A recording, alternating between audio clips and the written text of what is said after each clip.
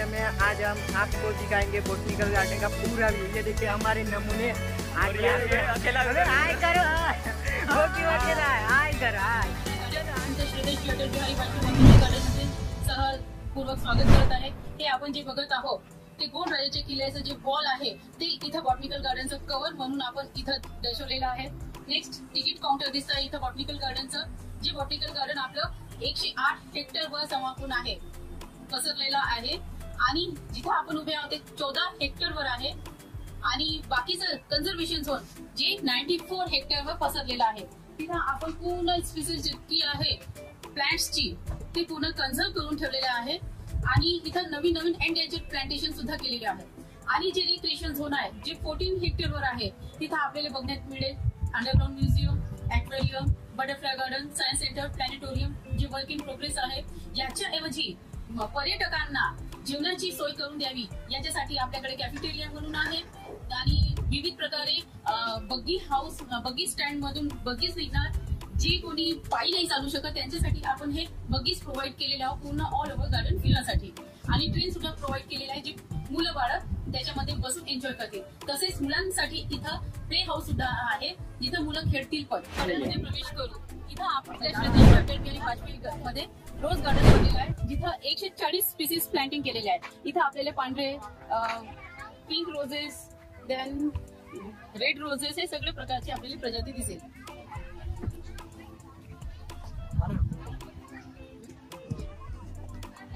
इथं बघत असेल तुम्ही येलो प्रजाती पण दिसत आहे, येलो रोजेस आहे इथं आणि हे मिनिएचर जे छोटे छोटे रोजेस आहेत हे पूर्ण ऑल ओव्हर महाराष्ट्रामध्ये पहिल्यांदा इथं रोज गार्डन क्रिएट केलेले आहे।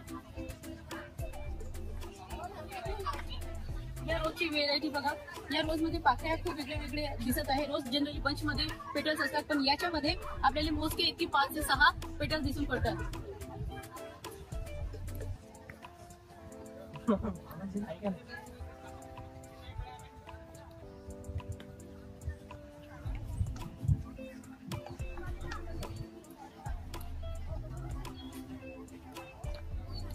एका रोजेसची जी लेंथ असते आणि एका फांदीवर जे 10-20 पैकी जास्त रोजेस इथं लागतात ते आपण बघू शकतात। इथं तर हे एकच दिसत आहे आणि बाकीच्या ठिकाणी जसं इथं एका फांदीवर आपल्याला 15 ते 20 रोजेस दिसत आहे। हे इथली स्पेशालिटी आहे। तो उसके बाद एक दोस्त ने कहा था कि चलो वहाँ पे महल जैसा कुछ दिखाई दे रहा है तो चलो वहाँ पे जाके देखते हैं। तो हमने वहाँ पे जाके देखा तो वहाँ पे बहुत ही गजब का माहौल लगा था, वो वहाँ पे बहुत ही भीड़ थी। लेकिन वहाँ पे देखिए किसान का कैसे घर रहता वो वहाँ पे दिखाई दे रहा था। वहाँ पे वेजिटेबल भी थे तो किसान कैसे काम करते, उनका घर कैसा था और यहाँ पे अनाज कैसे रखते थे ये सब कुछ वहाँ पे दिखाई दे रहा था। और यहाँ पे हम जो दाल खाते, चावल खाते उसको भी यहाँ पे लगाया हुआ था और यहाँ पे देखिए मैप भी लगा हुआ था कि कौन से ज़िले में कौन सा अनाज लेते हैं। ये सब कुछ आपको बॉटनिकल गार्डन में दिखा और मुझे भी दिखा तो आप भी ज़रूर जाइए। तो अभी हम 3 हो चुके तितलियों के साथ खेले हुए तो मैंने दोस्त से कहा कि चलो बटरफ्लाई जैसा वहाँ पे कुछ दिखाई दे रहा है तो चलो वहाँ पे हम घूमने चलते हैं, शायद तितलियाँ वहाँ पे दिखे और उनके साथ बहुत ही अच्छे तरीके से खेले। तो अभी हमें वहाँ पे एक मैम दिखी तो उनके साथ हम बातचीत करते हैं। इंदोर बटरफ्लाय गार्डन या गार्डनमध्ये मी सोनीकडे तुमचं स्वागत करीत आहे। बघा इथे फुलपाखरू एक काय असते, फुलपाखरू एक रंगीबेरंगी पक्काने भरलेला कीटक असतो। त्याचे महत्व काय आहे निसर्गामध्ये, कारण ते पॉलिनेशन करते। तर बघा हे जसं लिंबूचं झाड आहे काय होस्ट प्लॅन्ट आहे। कशाचं होस्ट प्लॅन्ट आहे? फुलपाखराचं होस्ट प्लॅन्ट आहे। होस्ट प्लॅन्टवर ते अंडे दिले जातं आणि नेक्टर प्लॅन्टवर हे जसं जेटरोप आहे तर हे नेक्टर प्लॅन्ट आहे। त्या नेक्टर प्लॅन्टवर ते मध घेतात, फुलांमधून ते मध घेतात। जशी आपल्याला आहाराची गरज असते तशीच फुलपाखरांना नेक्टरची आवश्यकता असते। तर बघा हे जे प्लॅन्ट लावले गेले ते होस्ट प्लॅन्ट आणि नेक्टर प्लॅन्ट आहे, बटरफ्लाय संबंधित आहे। जसं अशोकाचं झाड आहे, अशोकमध्ये पण प्रकार आहे, छोटा अशोक, सीता अशोक, छोटा अशोक। हा छोटा अशोक हे जे आणि कामं जे या फुलपाखराचं ते होस्ट प्लॅन्ट आणि नेक्टर प्लॅन्ट आहे, बटरफ्लाय संबंधित आहे। जसं अशोकाचं झाड आहे, अशोकमध्ये पण प्रकार आहे, छोटा अशोक, सीता अशोक, छोटा अशोक। हा छोटा अशोक हे जे आणि कामं जे या फुलपाखराचं ते होस्ट प्लॅन्ट म्हणजे इथे प्लॅन्ट लावल्या गेले आहे सर्व फुलपाखराचे संबंधित आहे। जसं मेडिकल कडांचं झाड आहे, कमंडल या फुलपाखराचं होस्ट प्लॅन्ट आहे।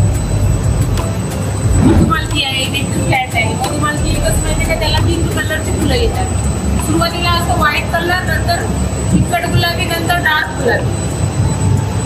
हे त्यांच्यासाठी फुलपाखरांना ऍक्टिव्ह करण्यासाठी होतो, आकर्षित करण्यासाठी हे होतं. तर हे बघा, हे फाउंटेन आहे.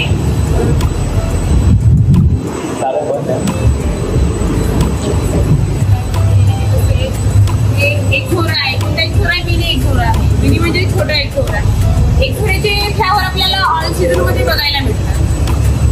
फुलपाखरू कोणतं आहे? ब्ल्यू मार्मल. या फुलपाखराचं होस्ट आहे कडीपत्ता. ठीक आहे, थँक्यू. वरती पण गाठ लागलेली आहे, तिथे तुम्ही बघू शकता. आणि तिथे पण वरती पण आहे.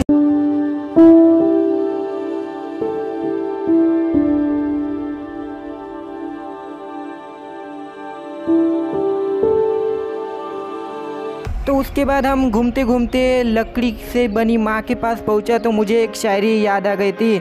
यूँ तो मैंने बुलंदियों के हर निशान को छुआ, यूँ तो मैंने बुलंदियों के हर निशान को छुआ, जब माँ ने गोद में उठाया तो आसमान को छुआ, जब माँ ने गोद में उठाया तो आसमान को छुआ। तो सामने मुझे एक गुफा दिखी तो मुझे बहुत ही डर लगा, लेकिन मैंने कैसे वैसे हिम्मत जुटाई और वहाँ गुफा में पहुँच चुका। तो वहाँ पे मुझे गाइड दिखी तो उनसे मैंने बात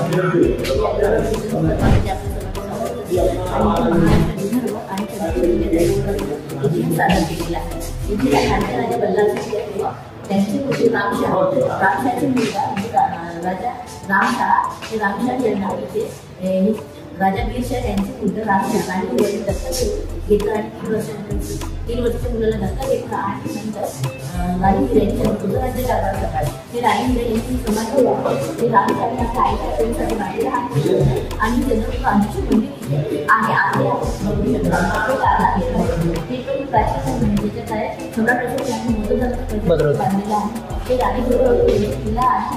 आणि नीलकंठ शहाची समाधी ते सर्वात शेवटचे जे वंचित होते नीलकंठ शाह त्यांची समाधी आहे. चंद्रपूर बल्लाशाहला नीलकंठ यांची समाधी आणि बल्लाशाहचे राजाचे खांडेराजा बल्लाशाह यांची सुद्धा समाधी बल्लाशाह आहे इथे आहे. आणि ही आहे चंद्रपूरचे राजा होते राजा बीरशाह यांची समाधी आणि चंद्रपूर गांधीचे मंदिर याचं मंदिराच्या सामोरच आहे. आणि इतिहासात पहिल्यांदा असं कळलं की एका राणीने एका 2 राणीने एका राजाच्या आठवणीसाठी बांधलेला हा स्मारक आहे. आपण इथे येऊन राजा बीरशाह आणि राणी हिराची समाधी आपल्या सामने आहे. आपण बघू शकता चंद्रपूरला हा इतिहास आहे. आणि चंद्रपूरच्या आराधनेचे महाकाळाची त्यांचं मंदिर आहे. हे खांड्या राजा बल्लाशाह त्यांनी बनवलेलं आहे.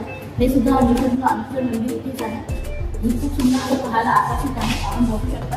आणि हे चंद्रपूरला पठाणपूर गेटच्या मागे जो डब्ल्यूसीएल एरिया तिथे आहे. हे हाताने बनवलेले ते हँडमेड आहे. याच्यासोबत आणखी 16 मोठे सुद्धा आहे. आणि हे चंद्रपूर शहर आमचं ऐतिहासिक वॉर्डन कव्हर केलेलं आहे. 4 दरवाजे आणि 4 खिडक्या. त्यातला सर्वात मोठा दरवाजा पठाणपुरा दरवाजा. हे ताडोबा आणि प्रकल्प निसर्गाचं सर्वात मोठा टायगर रिझॉर्ट आहे. तुम्ही नक्की इथे भेट द्या. आणि आशिया खंडाचा सर्वात मोठा औद्योगिक केंद्र आहे. आणि हे आहे ते म्हणजे छत्रपतीचे 40 किलोमीटर अंतरावर आहे. आणि 12 वर्षांसाठी याला बनवलं आहे. आणि जवळ हे आकर्षित आहे याचं थोडी काम बनवलं जाईल आहे. आणि जे समजले 120 वर्षाची इथे मूर्ती ठेवलेली आहे. हे 2 राज्याचे जे राजकीय आहे ते आहे हत्तीवर सिंह. हे प्रत्येक तुम्ही जिथे कोणाच्या किल्ल्यावर जातो तुम्हाला हे त्यांचं चिन्ह मिळेल. जिल्ह्याचं जे माथांना मंदिर आहे त्याची खास शेड दाखवली आहे, कारण ते पण आता पडोसी जिल्हा आहे. भद्रावती जसं आपण बघू शकतो 2000 वर्षापूर्वीचा ही गुफा आहे. प्रत्येक गुफामध्ये तो उसके बाद हम आ चुके हैं यहाँ पे फोटो खींचने के लिए। तो दोस्तों प्लीज़ इस वीडियो को लाइक कीजिए, प्लीज़ दिल से इस वीडियो को लाइक कीजिए और कमेंट में बताओ कि बोटनिकल गार्डन कैसा लगा। तो उसके बाद हम आ चुके हैं यहाँ पे, ये देख सकते हैं। तो उसके बाद हम आ चुके हैं यहाँ पे फ़ोटो खींचने के लिए। तो दोस्तों प्लीज़ इस वीडियो को लाइक कीजिए, प्लीज़ दिल से इस वीडियो को लाइक कीजिए और कमेंट में बताओ कि बोटनिकल गार्डन कैसा लगा। तो उसके बाद हम आ चुके हैं यहाँ पे, ये देख सकते हैं। तो अभी हम यहाँ म्यूजियम में चलते हैं। तो यहाँ पे देखिए बहुत ही ज़बरदस्त सीन था और यहाँ पे बहुत ही खतरनाक हाथी भी मुझे दिखा और यहाँ पे कैसे टाइगर हिरन का शिकार करते हैं वो भी वहाँ पे इमेज था। तो अभी हम गाइड के साथ सायन्स सेंटर। सायन्स सेंटर मध्ये 3 सेक्शन्स आहेत। 3 सेक्शन म्हणजे एक आहे फिजिक्स सेक्शन, एक आहे बायोलॉजी सेक्शन आणि आपण ज्या सेक्शन मध्ये उभा हा आहे स्पेस सेक्शन। तर स्पेस सेक्शन मध्ये इथे स्पेस बद्दल काही मॉडेल केलेलं आहे, जसं की हा मंगलयान। हा मंगलयानचा उपयोग सूर्यावरती जाण्यासाठी याचा वापर केला गेला होता। मंगळवारच्या प्राण्याचा वापर केला गेला होता. ते हा आहे चंद्रयान 3 प्लस आपल्याकडे आहे चंद्रयान 1. तर चंद्रयान 3 आणि चंद्रयान 5 चा वापर केला होता चंद्रावरती जाण्यासाठी आणि चंद्रावरती आपण जी सृष्टी पुरली आहे ते बघण्यासाठी चंद्रयान 3 आणि चंद्रयान 1 ला पार्टनर केलं होतं. त्यानंतर चंद्रयान 3 मध्ये रोवर प्लस लँडर मध्ये आपल्याकडे मॉडेल आहे. तर आदित्य एल्वेवरती जाण्यासाठी या आदित्य एल्वेवरचा वापर केला गेला.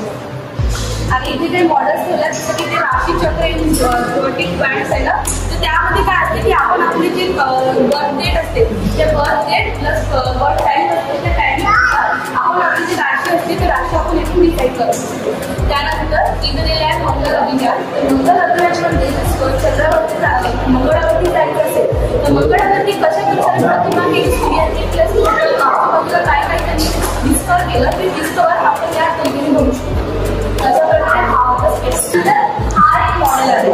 त्या मॉडेलच्या मेजर करू शकतो की आपण डिफरंट प्लॅनेटसाठी आपल्याला वेट असणार ते वेट आपण या थ्रू आपण कॅल्क्युलेट प्लस मेजर सुद्धा करू शकतो. जसं आपण इथं बघतो म्हटलं तसं आपण वेट 50 आपण इन्सर्ट केलं तर बघायचं मला सनवरती क्लिक केलं तर आपल्याला माहिती सांगणार की आपलं वेट 1353 असं असणार. म्हणजे वेगवेगळे प्लॅनेट असते वेगवेगळ्या प्लॅनेटमध्ये वेगळे आपण जे वेट असतात ते वेट आपण यातून देतो. जसा तो स्पेस सेक्शन होता त्याचप्रमाणे फिजिक्स सेक्शन. त्या फिजिक्स सेक्शनमध्ये लहानात लहान जे फिजिक्सचे जे मॉडेल आहे फिजिक्सचे जे काही कॉन्सेप्ट आहेत ते या मॉडेल थ्रू आपण इथून डिस्कवर करत असतो आणि तिथून आपण समजून सुद्धा घेऊ शकतो. जसं की हा एक पेंडुलम मॉडेल आहे जे यानंतर हा प्लाझ्मा लाईट. तर 3 स्टेट ऑफ मॅटर असतात सॉलिड लिक्विड आणि गॅस. त्यामधूनच या प्लाझ्मा लाईटचा इन्व्हेंट करण्यात आला आणि plasma light wireless electricity generate करण्यासाठी वापरतो.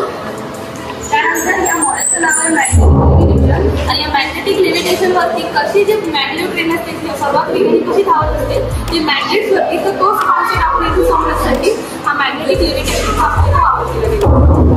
त्यानंतर या विंचट मशीनमध्ये जे स्पार्क कसा क्रिएट होतो आणि स्पार्क कसा जनरेट होतो आपण या विंचट मशीनच्या द्वारे बघू शकतो. त्यानंतर जसं ॲम्ब्युलन्स सिस्टम होतं की ॲम्ब्युलन्स नाही तर जसं बघून आपल्या जवळ येत असेल आवाज वाढत जाते पण आपल्या जवळ सोबत थांबवून चालली गेली आवाज कमी येते. तर त्यालाच म्हणजे डॉक्टर इफेक्ट आणि त्यावरून तिथे एक मॉडेल प्लेस केलेला आहे. या मॉडेलचं नाव आहे डॉक्टर. हे इथं सिस्टीम ऑफ पुलिस दिली आहे की कसं कसं आपण पुलिसची क्वांटिटी वाढवणार आणि पुलिसची क्वांटिटी वाढवण्यानंतर एफर्ट्स काय होणार ते एफर्ट्स आपण इथून जाणार. राहणार विसा तर आपण जी टॅक्सिडर्मी प्रोसेस तर याच्यामध्ये टॅक्सिडर्मी प्रक्रिया केली गेली आहे. तर याच्यामध्ये नेमकं काय होतं कातडीची प्रक्रिया करणे भुसा भरणे रिहायड्रोजन करणे केमिकल प्रोसेस त्याला प्रिझर्व करणे आणि आकर्षक होण्याचं सगळं त्याच्यामध्ये केलं जातं. उदाहरणामध्ये बघितलं तर जे मेलेले नॅचरल ज्यांचे डेथ होतात तर त्यांची कातडी काढून त्याला म्हणजे जिवंतपणा आणला जातो. तर तेच आम्ही इथे केलेलं आहे तेच प्रोसेस आणि दाखवलेलं आहे. हे रिअल स्टेट आहे. त्याच्यानंतर जे मोठे सफल पाहिजे असतात त्यांच्यावर सुद्धा तेच प्रोसेस करून त्याची ताजी कातडी काढून त्याला पुंजण्यापूर्वी त्या विशिष्ट यंत्रणात ठेवलं जातं. नंतर त्याची शरीरचे विशिष्ट नेहमी फुटले जाते. मग वेगवेगळ्या सत्याचा किंवा फायद्याचा वापर करून किंवा सणालयामध्ये फुटले जातात. आपण उदाहरण एक नोकरीपासून घेतलं तर तसं साखर वनस्पती किंवा दुसरे प्राणी पक्षी आहे त्यांची कातडी आपण जर नाही काळजीपूर्वक ठेवावं लागतं तर ते म्युझियममध्ये किंवा सणालयामध्ये मग त्याचे वेगवेगळे घेतले जाते मोजमाप त्यांचा डीएनए केला जातो त्यांचा केसावर उपचार केले जाते. त्याच्यानंतर मग काचाचे डोळे फायबरचे नागरिक कनेक्ट तयार केला जातो. मग एक तेवढ्याच लांबी रुंदीची डबी बनवली जाते आणि ओरिजिनल स्किन त्याच्यावर चढवल्या जाते. ही ओरिजिनल स्किन आहे टीयरची. त्याच्यानंतर हे नीलगायची ओरिजिनल आहे नीलगाय. त्याच्यानंतर हे बिबट्या हे सिरियल आहे. त्याच्यानंतर हे कोला दाखव हे सुद्धा रिअल आहे. त्याच्यानंतर बटरफ्लाय आहे मधुमक्खी आहे फिश आहे मच्छर आहे हे सुद्धा रिअल आहे. याची सुद्धा टॅक्सिडर्मी केलेली आहे आणि याच्यावर सुद्धा केमिकल प्रोसेस केली आहे. त्याच्यानंतर हे बर्ड पक्षी हे सुद्धा टॅक्सिडर्मी केलेले आहे आणि हे प्राण्यांचे जीवाश्म आपल्या चंद्रपूरमध्ये किंवा आजूबाजूच्या परिसरात आपण संशोधन करताना भूगर्भात सापडले गेलेले आहे. हे आहे प्राण्यांचे जीवाश्म. जसं शंखशिंपी आहे डायनासॉरचे बॉम्ब्स आहेत फिश फॉसिल्स आहेत. हे सगळे 65 ते 66 दशलक्ष वर्षापूर्वीचे आहे आणि हे सगळे आपल्याकडे गडचिरोली गौरा कुंभूस चंद्रपूर इथले आहे. आणि प्लॅन्ट फॉसिल एखादा नदी किंवा पाणी असते तर त्याच्यामध्ये पाण्याचा प्रवाह वाहत जातो त्यामुळे ते राहत नाही. पण जे असं बेसिंग असतं, बेसिंग मध्ये कसं एखाद्या लाकडाचा तुकडा म्हणा किंवा एखादा दगड म्हणतो तो जरी पडला तर एखादा पान हव्याने किंवा लाकडाचा भाग जरी पडला तर तो मग त्याच्यावर छाप येते. एखाद्या मातीचा कण पडला तर तो प्रिझर्व होऊन जाऊन त्याच्यावर एक छाप होऊ शकते. तर ते प्लॅनचे प्रोसेस आहे. बागला मिळेल हे टूल्स आहेत. अश्मयुगीन मानव जेव्हा जंगलात राहत होते तर त्यांना म्हणजे त्यांच्या बुद्धीचा विकास झालेला नव्हता. तेव्हा त्यांचा बुद्धीचा विकास झालेला होता तर त्याला आजूबाजूला असे दगड दिसू लागले. मग त्यांनी बुद्धीचा विकास झाल्यानंतर त्यांनी मग एक शिकारी करण्यासाठी किंवा पोहण्यासाठी छोटे छोटे बॉईज करण्यासाठी म्हणजे टूल्स केले. ही पापा मिया हळद त्या काळामधले आपल्याकडे मग त्या लेडीज त्या हातीच्या रथापासून किंवा एखादं काही मिळालं तर मग त्या बँडल्स बनवून लावायच्या. एखादा फळ मिळाला त्याच्यातून नाल्या गाडी बी निघाली तर मग ते बनवायला म्हणून लावायच्या. पहिले मग त्यांना बर्तन मिळत नव्हते तर मग ते मातीच्या बर्तनमध्ये पकवायच्या आणि हे त्यांची पुराणी नाच. हे सगळे ड्रॉप्स आहेत. हे बाहेर देशातले आहेत आणि हे आपल्याकडले आहेत. तर याचा प्रत्येकाचा उपयोग आपल्या घर परिसरात म्हणा किंवा आपण ज्या वस्तू वापरतो त्याच्यामध्ये, लहान मुलांची खेळणी सुद्धा असतात त्याच्यामध्ये सुद्धा आपण सिमेंट बनवतो, जे आपण टूथपेस्ट बनवतो त्याच्यामध्ये सुद्धा या सगळ्यांचा वापर केला जातो. स्टोलाइट आणि मेसोलाइट हे नॅचरली असेच आलेले आहेत. जसं आपला स्टोन असतो की नाही त्याच्याप्रमाणे याला शायनिंग असते. सीड बँक, बियाणे बँक तर कन्झर्वेशन झोनमध्ये यांचे प्लॅन्ट्स लावलेले आहे आणि हे सॅम्पल ठेवले म्हणजे लोकांना माहिती झालं पाहिजे. उदाहरणामध्ये म्हणजे तर एखादा दुष्काळ वगैरे पडला तर झाडंही नष्ट होऊन जातात. तर मग आपण हे सीड लावून त्याची पुनर्रचना करू शकतो. आणि प्रत्येक छोट्या मुलांना किंवा मोठ्या मानवांना माहिती असते की प्रत्येक झाडाचं झाड तर माहित असतो पण प्रत्येक झाडची बीज कशी असते दिसण्यासाठी ते याच्यावरनं सुद्धा आपल्याला ते कळून मिळते. आणि हे सगळे मेडिसिन प्लॅन्ट्स आहे याच्यापासून आपण मेडिसिन तयार करतो. त्याच्यानंतर आहे लाकूड. तर हा याच्यामध्ये आम्ही 2 भागामध्ये याची विभागणी केली आहे, एक गोल आणि एक चौक. तर गोलमध्ये याच्यासाठी की आतमध्ये त्याचा गाभा जो आहे तो प्रत्येकाचा वेगळा दिसेल आणि चौकोनीमध्ये वेगळा दिसेल. आणि याची म्हणजे किती वर्ष पुराण आहे हे आपण सांगू शकतो. एका वर्षात एकच मलाई येते, रिंग म्हणतो आपण त्याला.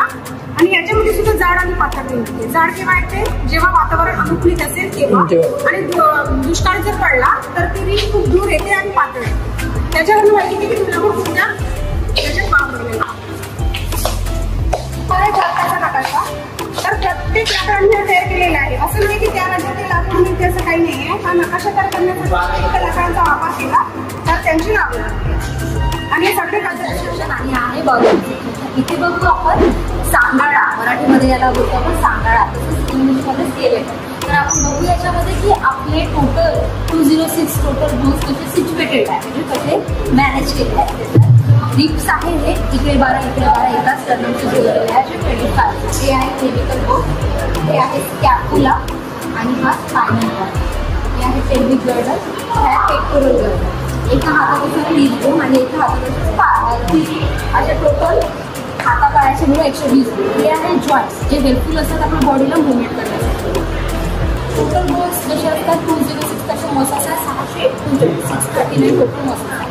ह्या डेल्टॉइड मसल तिथे आपण सबक्युटॅनियसली इंजेक्शन देतो. आणि हे आहे स्पायनल कॉर्ड. हे स्पायनल कॉर्ड 5 भागामध्ये डिवायडेड आहे. लंबा सॅक्रम आणि कॉर्ड. याला मराठीत आपण माकड हाड पण बोलतो. मसल्सचे हे टाईप्स आहेत, स्केलेटल मसल्स, स्मूथ मसल्स आणि कार्डियाक मसल्स. जसं एक एक पीठ बनवून किनार सेल पूर्ण बॉडी होते. डीएनए स्ट्रक्चरमध्ये असतात जीन म्हणजे जे जनरेशन टू जनरेशन एका पिढ्याला पिढ्या म्हणजे ते दिसले. ते आहे सेन्स ऑर्गन, आईज आणि इयर. हे ब्रेन 3 भागामध्ये डिवायडेड आहे, ब्रेन, मेंब्रेन आणि इंटेस्टाइन. हे आहे इन्फ्लुएन्झा व्हायरस आणि हा HIV एड्स व्हायरस. इन्फ्लुएन्झा व्हायरसला आपलं दुसरं नाव आहे H3N2. हे आहे मॉडेलचं नाव हार्ट विथ लंग्स. जे व्हाईट दिसत आहे ते लंग्स आहे आणि तो मधातला हार्ट ते ब्रॉन्कस, ब्रॉन्क्युलस आणि अल्व्हिओल आहे. जसं हार्ट आहे त्याच्यामध्ये श्वास घेतो आणि सोडतो याच्यामध्ये दाखवलेलं आहे. हे हार्टचं मॉडेल आहे. जसं राईट साईडला डिऑक्सिजनेटेड ब्लड असते आणि लेफ्ट साईडचा आहे oxygenated blood. Superior vena cava आणि इन्फेरियर वेना कावा खूप ब्लड हे लेफ्ट वेंट्रिकल साईडने येऊन मग पल्मोनरी आर्टरीद्वारे लंग्समध्ये जाऊन मग ऑक्सिजन घेऊन ऑक्सिजनेटेड ब्लड हे पल्मोनरी ड्रेनद्वारे लेफ्ट वेंट्रिकल साईडने येऊन अयोटातून पूर्ण बॉडीला ऑक्सिजनेटेड ब्लड हे आपला हार्ट सप्लाय करते. हे आहे फिमेल ओव्हरी म्हणजे रिप्रोडक्शन सिस्टम मध्ये आपला हा आहे ब्लड ग्रुप. इथे ब्लड ग्रुप आहे पॉझिटिव्ह आणि हे निगेटिव्ह. तर ओ हा युनिव्हर्सल डोनर आहे आणि AB हा युनिव्हर्सल एक्सेप्टर आहे. हे युरिनरी जेरायटल सिस्टम आहे. हे मेल युरिनरी जेरायटल सिस्टम आणि हे फिमेल युरिनरी जेरायटल सिस्टम. किडनी एका किडनीमध्ये असते 8 ते 10 लाख नेफ्रॉन्स असे 2 किडनी आहे आपल्यामध्ये. मेनली फंक्शन आहे किडनीचं ब्लड फिल्टर करणे. ठीक. ह्या मॉडेलचं नाव आहे ह्युमन युनिसेक्स टोर्सो मॉडेल. म्हणजे जसं आपण स्केलेटन मध्ये बघितलं आहे की आपले बोन्स कसे सिच्युएटेड आहे तर याच्यामध्ये इंटरनल पार्ट कसे सिच्युएटेड आहे हे दाखवलं आहे. हे 2 lungs, heart, stomach, large intestine आणि स्मॉल इंटेस्टाईन, हे स्प्लीन आणि याच्या मागे आहे 2 किडनी आणि आपल्या लंग्समध्ये असतात अल्व्हिओलाई म्हणजे द्राक्षा ग्रेप्स लाईक स्ट्रक्चर असतात. द्राक्षाच्या स्ट्रक्चरमध्ये असतात. याच्यामध्ये आपण ऑक्सिजन भरलेलं असतं आणि कोरोनामध्ये स्पेशली हे अफेक्टेड असतात. जसं लंग्स अफेक्टेड असतात म्हणजे ना त्याच्यामध्ये हे स्पेशली अफेक्टेड होतात. हे आहे लिव्हरचं मॉडेल. सगळ्यात मोठं ऑर्गन आहे आपल्या शरीरामधलं लिव्हर. जसं किडनी ट्रान्सप्लांट ऐकलं असेल तुम्ही तसं लिव्हर पण ट्रान्सप्लांट होतं. पण किडनीमध्ये स्पेशली एकच किडनी द्यावं लागतं पण त्याच्यामध्ये असं नाही आहे. हा अर्धा जर कट करून जर डोनेट केलं तर हा आपला पार्ट पूर्णच्या पूर्ण स्वतः तयार करू शकतो. हे आहे इंटेस्टायनल विला आणि हे आहे न्यूरॉन सेल जे ब्रेन मध्ये असतं. सगळ्यात मोठी सेल आपल्या शरीरामध्ये. थँक्यू. तो अभी हम चलते हैं सागर की मछलियों से रूबरू करने. तो चलिए अब गाइड से मिलते हैं. तो इथं बॉटनिकल गार्डन मध्ये तुमचं स्वागत आहे. इथं आपल्याकडे 35 व्हेरायटी ठेवलेल्या फिशेसच्या आणि त्याच्यामध्ये फर्स्ट ही जॉईलपुरमी आहे. किलोमीटर 12 आहे. ही सेव्रम आहे. ही मिल्की कोयकात आहे. त्यामध्ये छोटे फिशेस आहे, नाजूक फिशेस आहे. त्याच्यानंतर ही एक फिश आहे. हिची लाईफ जर्नी म्हटलं तर 35 वर्ष जगतात. ती वर्षातून फक्त एकच अंडे देतो आणि अंड्याची एवढी क्वांटिटी असतो मिलियन्स ऑफ अंडे देतात त्याच्यानंतर ती डेट होऊन जाते. आणि याच्यामध्ये कसं मेल जो आहे तो हाईटला कमी असतो म्हणजे लेंथ त्याची वाली 6 ते 7 मीटर पर्यंत असतो आणि फिमेलची जे आहे 7 ते 8 मीटर पर्यंत असतो. त्याच्यानंतर आपल्याकडे 4 व्हेरायटी आहे शार्कच्या. ही रेनबो शार्क, परत ही अल्बिनो शार्क. त्या काही छोट्या फिशेस आहे. यांची लेंथ नाही होत कम से कम याची मॅक्झिमम ग्रोथ जे आहे 2 ते 3 इंचापर्यंत होते. त्याच्यानंतर ही टायगर शार्क आहे. हिची लेंथ जे आहे 4 फूट पर्यंत होणार. ह्या शार्क व्हेरायटीमध्ये येते पण ह्या ओमिओरस फर्बिओरस फिशेस आहेत.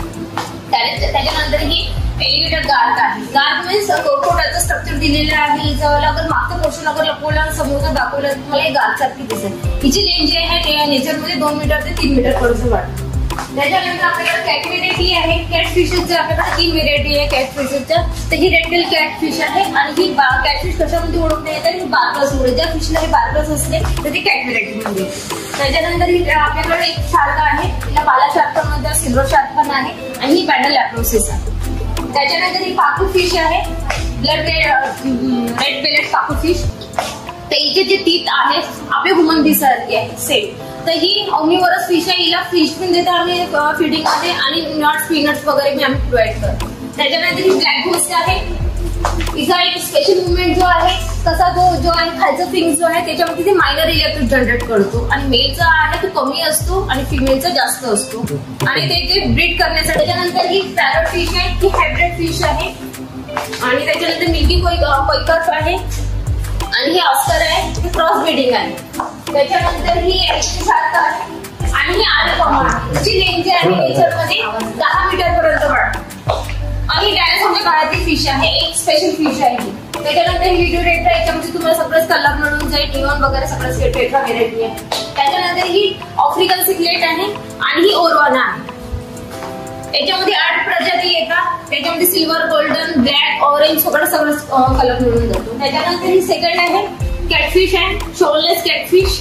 परत तिला पार्कर आले आणि जी फिश जे आहे नॉक्टर्नल पण आहे. त्याच्यानंतर ही पिराना.